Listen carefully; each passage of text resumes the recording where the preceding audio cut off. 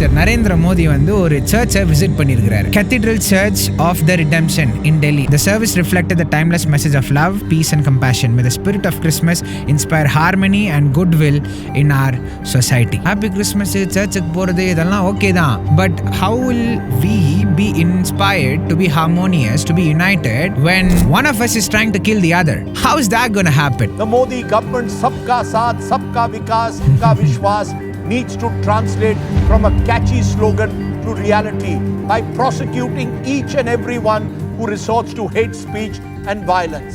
India is a secular country. It is not a theocratic state. It is not a Hindu state. நிறைய பேர் வந்து அதை வந்து ஒரு ஹிந்து ஸ்டேட்டாக மாற்றணும்னு நிறைய புஷ் பண்ணிட்டு இருக்காங்க. அதெல்லாம் ஆகாது. நான் இந்த தேசத்தில் ஜெபிக்கிற கிறிஸ்டியன்ஸ் இருக்கிற வரைக்கும் அதெல்லாம் நடக்காது. You cannot claim to be a secular country and then tolerate persecution of minorities. Christmas சீசனில் வந்த உடனே எல்லாரும் வந்து ஹிந்துஸாக இருந்தாலும் சரி, முஸ்லீமாக இருந்தாலும் சரி, யாராக இருந்தாலும் சரி, எல்லாரும் கொஞ்சம் ஜோவியலாக ஆயிடுவாங்க. எல்லாரும் கொஞ்சம் அந்த செலிப்ரேஷன் மூடில், ஃபெஸ்டிவல் மோடில் வந்த உடனே எல்லாரும் ஒருத்தர் இதுக்கு முன்னாடி பேசாதவங்களாக இருந்தாலும், மூஞ்சி திருப்பிட்டு போகிறவங்களா இருந்தாலும், இந்த கிறிஸ்மஸ் டைமில் வந்து நிறைய பேர் வந்து கொஞ்சம் மிங்கிள் ஆவாங்க, ஓப்பன் அப் ஆகிறதுல கொஞ்சம் எல்லோரும் கூட சேர்ந்து பழக ஆரம்பிப்பாங்க. So it is a time of யூனிட்டின்ற மாதிரி நிறைய பேர் பார்ப்பாங்க. ஆக்சுவல் யூனிட்டி இல்லைனாலும் அட்லீஸ்ட் பேருக்காவது மேலோட்டமாக அட்லீஸ்ட் ஒரு 2 நாளுக்காவது யூனிட்டி இருக்கிற மாதிரி இருக்கும். ஸோ அந்த மாதிரி ஒரு விஷயம் எல்லாம் கிறிஸ்மஸ் சீசன்லேயும் எல்லா இடத்துலையும் ஆகிறது தான் நம்ம அப்சர்வ் பண்ண முடியும். ஆனால் ஒரு இன்ட்ரெஸ்டிங்கான விஷயம் நான் இந்த வருஷம் அப்சர்வ் பண்ணது என்னென்னா, அது எல்லா வருஷமும் ஆகுதா தெரியல எனக்கு. நான் இந்தியன் பாலிடிக்ஸில் இப்போ புதுசாக தான் ஃபாலோ பண்ண ஆரம்பிச்சிருக்கேன். அதுவும் எனக்கு ஃபாலோ பண்ணுறது ரொம்ப கஷ்டம். ஏன்னா ஆஃப் த டைம் என்ன ஆகிட்டுருக்குன்னே தெரியாது எனக்கு. ஒருத்தர் ஒன்று சொல்லுவான், ஒரு மாதிரி இருக்கும் கன்ஃபியூசிங்காக. அதனால் நம்ம பாய்ஸை தான் வந்து ஒரு 2-3 பேர் வந்து ஃபாலோ பண்ணுவாங்க, எனக்கு அந்த நியூஸ் எல்லாம் அனுப்புவாங்க. ஸோ அவங்க வந்து குரூப் சாட்டில் எனக்கு ஒரு இன்ட்ரெஸ்டிங்கான விஷயத்தை ஒன்று போட்டு விட்டாங்க. என்னென்னா, நம்ம பிரைம் மினிஸ்டர் நரேந்திர மோடி வந்து ஒரு சர்ச்சை விசிட் பண்ணியிருக்கிறாரு. எந்த சர்ச்னா Cathedral Church of the Redemption in Delhi. I am reading this from his caption. If you are someone like me who speaks Tamil but doesn't read Tamil, but you always wanted to read the Bible in Tamil, then the Tanglish Bible is absolutely for you. The Tanglish Bible is a Romanized version of the Bible, meaning the Bible is still in Tamil but it's written in English, so hence the name Tanglish Bible. This is really great when you're reading through the Bible in English or any other language for that reason and are struggling to understand the meaning of a passage because you don't speak that language. Now you don't have to worry about that if you have the Tanglish Bible. So if you want to grab one, check out the link in the description and use code PM10 at checkout for 10% off. That is PM10 for 10% off at checkout. Now back to the video. Prime Minister Narendra Modi உடைய official Instagram அக்கௌண்ட்டில் அவங்க post பண்ணியிருக்கிற கேப்ஷனில் நான் படிச்சுட்டு இருக்கேன். So அவங்க எந்த சர்ச்சுக்கு போயிருக்கிறாங்கன்னா Cathedral Church of the Redemption in Delhi. The service reflected the timeless, அவருடைய கேப்ஷனை படிக்கிறேன் பாருங்க. The service reflected the timeless message of love, peace and compassion. May the spirit of Christmas inspire harmony and goodwill in our society. அதுக்கப்புறம் அந்த சர்ச்சில் visit பண்ணுற photos, அதுக்கப்புறம் அதை ஒரு வீடியோ மாதிரி பண்ணி போட்டிருக்காங்க. இது எல்லாத்தையும் பண்ணி போட்டிருக்காங்க. So okay, credit where credit's due. That's good, I think. ஏன்னா நம்ம இந்தியாவில் வந்து இந்த ரிலீஜியஸ் கிளைமேட் வந்து ரொம்ப இன்டென்ஸாக இருக்கும். ஒருத்தருக்கு பயங்கர அனிமாசிட்டி இருக்கும். So something like this will, I don't know, it's kind of like a step in the right direction. It looks like it, at least. I don't know. Maybe நாங்கள் பேசிகிட்டு இருந்தோம் இதுக்கு முன்னாடி, ஸ்ட்ரீம் ஸ்டார்ட் பண்ணுறதுக்கு முன்னாடி, இது ஒரு நல்ல மூவாக இருக்கும் தம்பி சொல்லிட்டு இருந்தான். நான் சொன்னேன் நல்ல மூவாக இருக்கலாம், மேபி ஒரு பொலிட்டிக்கல் மூவாகவும் இருக்கலாம். எப்படி இருந்தாலும் எப்படின்னு நமக்கு தெரியாது. ஆனால் but at least on the surface level, face லெவலில் நமக்கு வந்து அது ஒரு நல்ல விஷயமா தெரியுது. அவருடைய கேப்ஷனில் ஒன்று சொல்லியிருந்தார், may the spirit of Christmas inspire harmony and goodwill in our society. Yeah, Christmas is supposed to bring us all together. That is one of the themes of Christmas, like I already mentioned. ஏன்னா வந்து ஆண்டவருடைய பிறப்பும் அவருடைய மரிக்கிறதும் அவருடைய உயிர்த்தெழுதலும் ரட்சிப்பு, salvation வந்து யாருக்கும் வந்து இவங்களுக்கு மட்டும்தான், இஸ்ரேல் ஜனங்களுக்கு மட்டும்தான், இல்லை வெள்ளைக்காரங்களுக்கு மட்டும்தான் அப்படி இல்லை. யாரெல்லாம் அவரை விசுவாசிக்கிறாங்களோ அவங்களுக்கு எல்லாருக்கும் ரட்சிப்பு கொடுக்கறதுக்கு தான் ஆண்டவர் வந்தார். ஸோ அந்த நிலையில் it is inclusive, harmony, unity, இந்த தீம்ஸ் எல்லாமே கிறிஸ்மஸில் அதுதான் இன்ஸ்பயராக இருக்கும். ஆனால் ஒரு விஷயம், நான் கொஞ்ச நாளைக்கு முன்னாடி ஒரு நியூஸில் பார்த்தேன். ஐ திங்க் 2 days ago நியூஸில் பார்த்தேன். ஒரு நிறைய இடத்துல, டெல்லியில், அதுக்கப்புறம் ஜபல்பூரில், ஹரித்வாரில், அதுக்கப்புறம் ஒடிசாவில், இந்த மாதிரி இடங்களெல்லாம் நிறைய இடத்துல சர்ச்சஸை குறிப்பாக கிறிஸ்மஸ் அன்னைக்கு, கிறிஸ்மஸ் செலிப்ரேட் பண்ணிட்டு இருக்கிற அன்னைக்கு, கிறிஸ்மஸ் இன்னைக்கு தான், ஆனால் அதுக்கு முன்னாடியே சில பேர் செலிப்ரேட் பண்ணுவாங்க. செலிப்ரேட் பண்ணிட்டு இருக்கிற அன்னைக்கு சர்ச்சுக்குள்ளே புகுந்து சர்ச்சஸை வேண்டலைஸ் பண்ணியிருக்காங்க. பாஸ்டர்ஸ் அடிச்சிருக்கிறாங்க, விசுவாசிங்களை அடிச்சிருக்கிறாங்க, அடித்து சர்ச்சை விட்டு விரட்டி இருக்கிறாங்க. நிறைய நியூசன்ஸ் கிரியேட் பண்ணியிருக்கிறாங்க. இதில் ரொம்ப பரிதாபமான விஷயம் என்னன்னா, அத்தாரிட்டிஸும் நிறைய பேர் வந்து கம்ப்ளிஸ்டாக இருக்காங்கன்ட்டு நியூஸில் சொல்கிறாங்க. ஓகே, நான் அந்த நியூஸ் கிளிப் உங்களுக்கு எடுத்து வச்சிருக்கேன், இப்போ நான் ப்ளே பண்ணுறேன். அதுக்கு முன்னாடி நான் ஏன் இதை பற்றி பேசுகிறேன்னு சொல்லிடுறேன். இதெல்லாம் நான் பார்த்துட்டு அதுக்கப்புறமா தான் நான் வந்து நம்ம நரேந்திர மோடி, நம்மளுடைய பிரைம் மினிஸ்டர் நரேந்திர மோடியோடைய அந்த ட்வீட்டையும் அந்த போஸ்ட்டையும் நான் படித்தேன். ஸோ நான் அது படித்த உடனே நான் எனக்கு என்ன யோசித்தேன்னா, ஹாப்பி கிறிஸ்மஸ், சர்ச்சுக்கு போகிறது இதெல்லாம் ஓகே தான், ஹார்மனி இன்ஸ்பயர் பண்ண யூனிட்டி அதெல்லாம் ஓகே தான். But how will we be inspired to be harmonious, to be united when one of us is trying to kill the other? How is that going to happen? And நான் இந்த anti conversion லா பற்றி வந்து நான் ரொம்ப நாளாக research பண்ணிட்டு இருந்தேன். இப்போ ஸ்டாப் பண்ணிட்டேன். நான் அது ரீசர்ச் பண்ணும்போது எனக்கு நான் கண்டுபிடிச்ச ஒரு ரொம்ப பயப்படுத்துகிற ஒரு விஷயம் என்னென்னா, நிறைய இடத்துல இந்த ஆன்டி கன்வர்ஷன் லா வச்சு மைனாரிட்டிஸை, குறிப்பாக கிறிஸ்டியன்ஸை அப்ரெஸ் பண்ணும்போது, பர்சிக்யூட் பண்ணும்போது, தி authorities were standing there complicit to the oppressors. அவங்க அப்ரெசர்ஸ்க்கு ஹெல்ப் பண்ணுற மாதிரி தான் இருந்திருக்காங்க. அத்தாரிட்டிஸ் தான் ஆக்சுவலாக மைனாரிட்டிஸை பாதுகாத்துருக்கணும். ஆனால் அவங்க வந்து பர்சிக்யூட் பண்ணுறதுக்கு ஹெல்ப் பண்ணியிருக்காங்க. இதை நான் கண்டுபிடிச்சேன் என் ரீசர்ச்சில். ஆனால் நான் பண்ணது ப்ரிலிமினரி ரீசர்ச், அதை வச்சு நம்ம பெருசாக எதுவும் பண்ண முடியாதுன்னு நான் அமைதியாயிட்டேன். ஆனால் இது ஒரு நியூஸ் ஆங்கரே பேசியிருக்கிறாரு. So what we are going to do now is I'm going to play you the clip. அந்த நியூஸ் ஆங்கருடைய அந்த கிளிப்பை நான் உங்களுக்கு ஃபுல்லாக ப்ளே பண்ண போகிறேன். ப்ளே பண்ணிவிட்டு I will comment on what's happening in the video and what he says as we go on. And I also have a couple of other thoughts to share with you guys. So here we go. The videos of Christian groups in different parts of the country, particularly in tribal parts, being browbeaten, threatened, even assaulted by self-styled Hindu vigilante groups reveals just what the normalization of the hateful propaganda, some of which you heard on the show today, can do to a civil society. Okay, first விஷயம் அவர் சொல்கிறதுல நம்ம கவனிச்சாகணும் என்னென்னா, ஒரு minority தான் இதை பண்ணுறாங்கன்னு சொல்கிறாரு அவர். என்னென்னா, இந்த ஹிந்து எக்ஸ்ட்ரீமிஸ்ட் குரூப்ஸ், இந்த பிஜேபி இல்லை பிஜேபின்னு இருப்பாருங்க, பஜ்ரங்கதள், விஹெச்பி, அதுக்கப்புறம் ஆர்எஸ்எஸ், இந்த மாதிரி வந்து ஹிந்து எக்ஸ்ட்ரீமிஸ்ட் குரூப்ஸ் நிறையா இருப்பாங்க. இவங்க தான் வந்து யூஸ்வலாக இந்த அட்டூழியெல்லாம் பண்ணுறது. ஸோ அவங்க தான் பண்ணுறாங்கன்னு சொல்கிறாங்க. அதுவும் ஒரு நல்ல பாயிண்ட் தான். நம்ம ஜென்ரலைஸ் பண்ணக்கூடாது, எல்லாரும் அப்படி தான் ஜென்ரலைஸ் பண்ணக்கூடாது. நிறைய நல்ல ஹிந்துஸாக இருக்காங்க. எனக்கு நிறைய பேர் ஹிந்துஸாக இருக்கிறவங்க தெரியும், ரொம்ப நல்ல பீப்புள் தான் அவங்கெல்லாம்.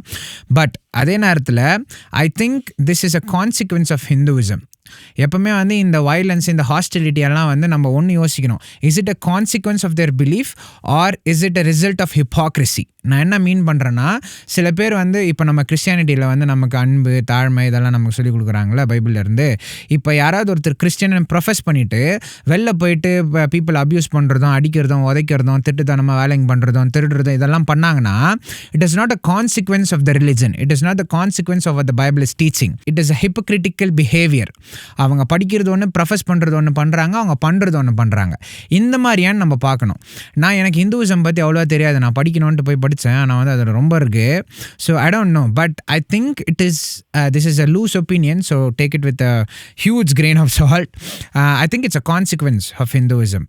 இஸ்லாம் வந்து பயங்கரமான அது ஒரு ரிலிஜன், அது வந்து பைத்தியக்கார ரிலிஜன். ஓகே அப்பண்ட் ஆகாதுங்க.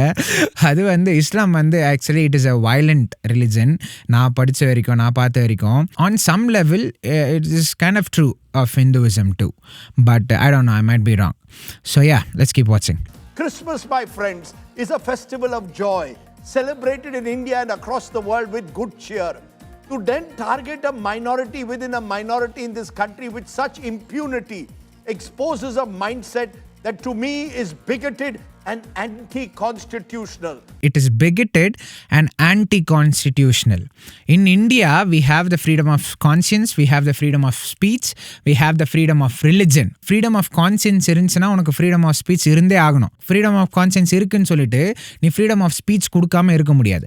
அதே மாதிரி freedom of speech கொடுத்தனா freedom of religion கொடுத்தே தான் ஆகணும்.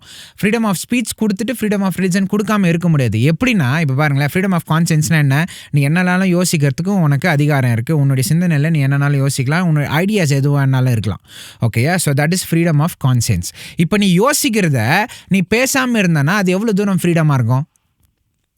இப்போ நீ யோசித்தது நீயே யோசிச்சுட்டு மட்டும் தான் இருக்கணும், நீ வாயை திறந்து பேசக்கூடாதுன்னா அது எவ்வளோ தூரம் ஃப்ரீடமாக இருக்கும்? அது ஃப்ரீடமாக இருக்காது. அது ஆக்சுவலாக பயங்கர டார்மெண்டிங்காக இருக்கும் யோசிக்கிறது பேசாமல் இருந்தானே. என்னாலலாம் யோசிச்சுட்டேன்னா பேசாமல் இருக்க முடியாது. ஸோ இப்போ ஃப்ரீடம் ஆஃப் கான்சியன்ஸ் இருந்துச்சுன்னா ஃப்ரீடம் ஆஃப் ஸ்பீச் இருக்கணும். இப்போ ஃப்ரீடம் ஆஃப் ஸ்பீச் இருந்துச்சுன்னா இப்போ ஒரு விஷயத்தை நீ பேச ஆரம்பிக்கிறேன்னு வச்சுக்கோ, ஏன் பேச ஆரம்பிக்கிற, அதை நீ பிலீவ் பண்ணுற. நீ அதை பிலீவ் பண்ணுறேன்னா என்ன அர்த்தம்? அது வந்து ஆக்சுவலி ஒரு செட் ஆஃப் வேல்யூஸ். அது எந்த வேல்யூஸாக இருந்தாலும் it is a set of values. இப்போ ரிலிஜன் எப்படி, இப்போ ஃப்ரீடம் ஆஃப் ஸ்பீச் இருந்தால் எப்படி உனக்கு ஃப்ரீடம் ஆஃப் ரிலிஜன் கொடுத்தே ஆகணும்னு நான் சொல்கிறேன்னா, இப்போ ரிலிஜனுடைய டெஃபினேஷன் என்னென்னா, ஒரு காமன் கோலுக்கு நேராக ஒரு குரூப் ஆஃப் பீப்புள் ஒரு செட் ஆஃப் ரூல்ஸை ஃபாலோ பண்ணி அந்த கோலை அச்சீவ் பண்ணுறதுக்கு ஸ்ட்ரைவ் பண்ணுவாங்க. This is what the institution of religion is. இப்போ யோசித்து பாரு, இப்போ நீ ஒரு விஷயத்தை பேசுகிறேன்னா you believe in that value. So அந்த வேல்யூ பிலீவ் பண்ணுறதுனால you will have a set of rules for yourself. அது எந்த வேல்யூவாக இருந்தாலும் நீயே வந்து உனக்கு வந்து ஒரு ரூல்ஸ் வச்சுப்ப. So that is how you go about satisfying those values. அதே தான் ரிலிஜனும். ஸோ இப்போ பார்த்தீங்கன்னா, if you have freedom of conscience you have to have freedom of speech. If you have freedom of speech you have to have freedom of religion. இது எல்லாமே நம்மளுடைய constitutional right. Article 21, article 25, அதுக்கப்புறமா article 19, இந்த மாதிரி எல்லாத்துலேயும் வந்து we have the freedom of speech, conscience and religion. It is unconstitutional.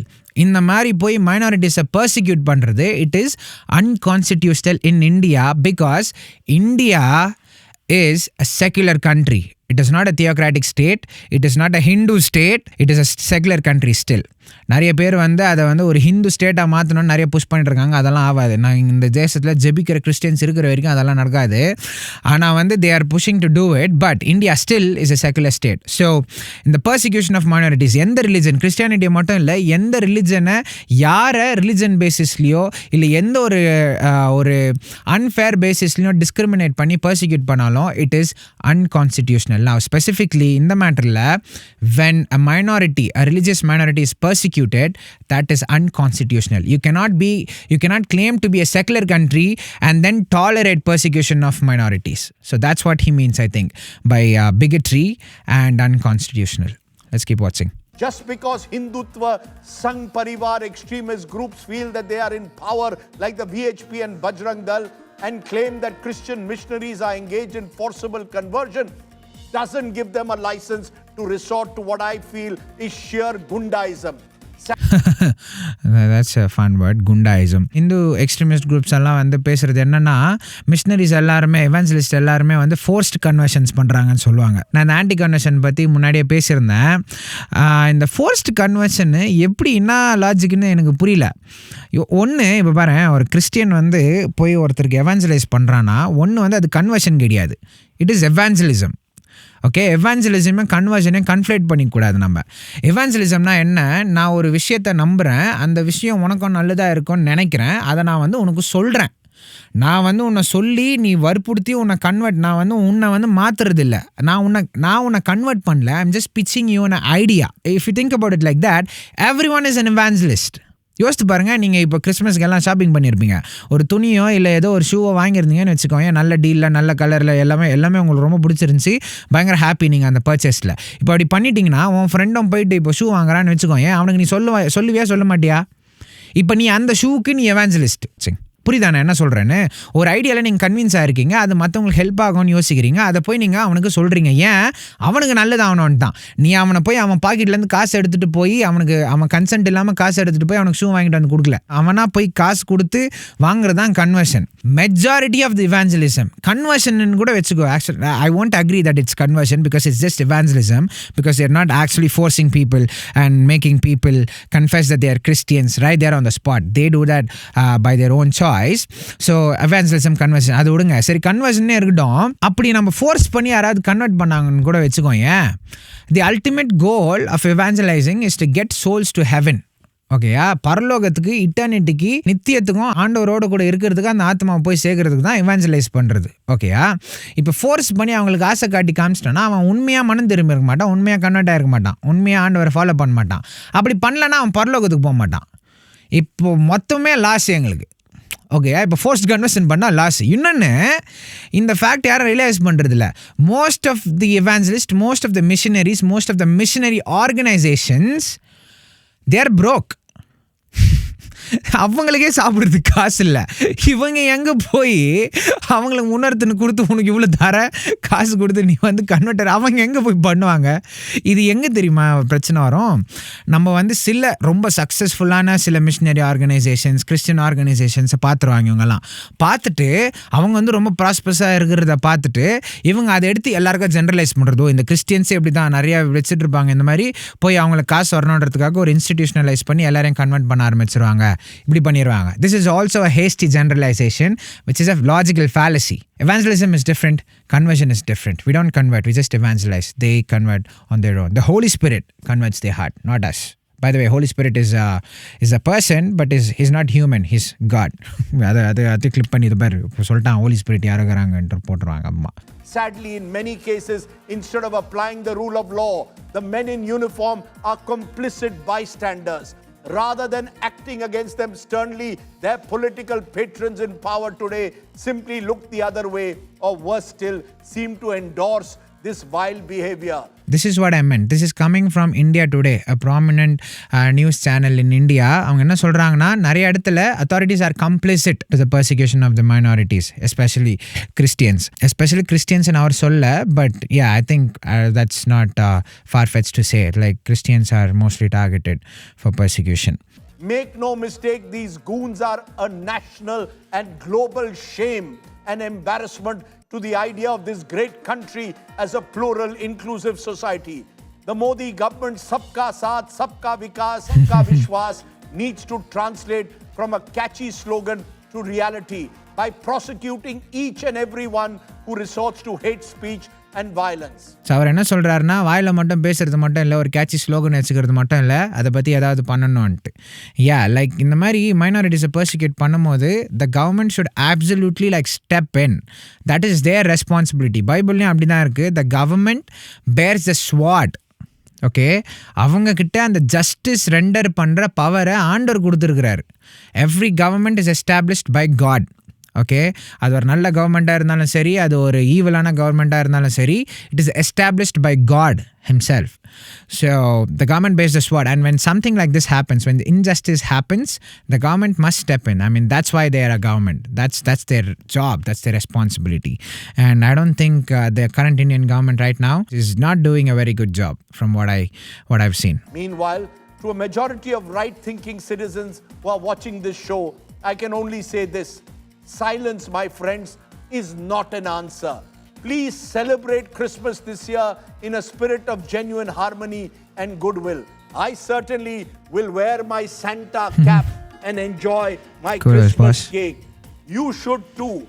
Merry Christmas in advance. Yeah, silence is definitely not an option. If you actually want to see things change, if you want to see Indian Christians practice their faith with liberty, அவங்க எல்லா இடத்துலையும் வந்து அவங்க சந்தோஷமாக ஃப்ரீடமோட அவங்களோட ரிலிஜனை practice பண்ணணும், அவங்க கிறிஸ்டியனாக இருக்கணும், அவங்க ஆக்சுவல் ஃபெய்த் வாக்க நடக்கணும்ன்ட்டு உங்களுக்கு ஆசை இருந்துச்சுன்னா, we have to do something for persecution to stop.